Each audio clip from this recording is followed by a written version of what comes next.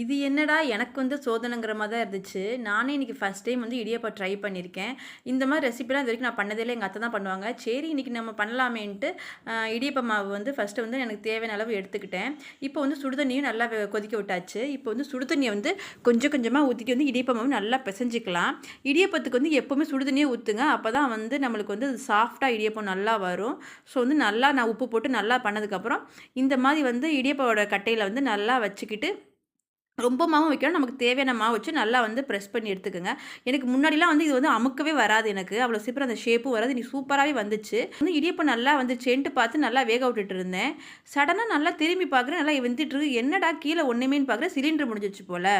பார்த்தா சடனா வந்து எனக்கே ஷாக் ஆயிடுச்சு. என்னடா இது நம்மளே இன்னைக்கு தான் இடியாப்பம் பண்றோம். இன்னைக்குன்னு பார்த்து கேஸ் தீர்ந்து போச்சேன்ட்டு பார்த்தா, பாதியிலேயே அத வச்சுட்டு திருப்பி வந்து எங்க அத்தை வந்து சிலிண்டர மாத்திட்டு, அதுக்கப்புறம் ரிமைனிங் உள்ளதெல்லாம் வேக வச்சாச்சு.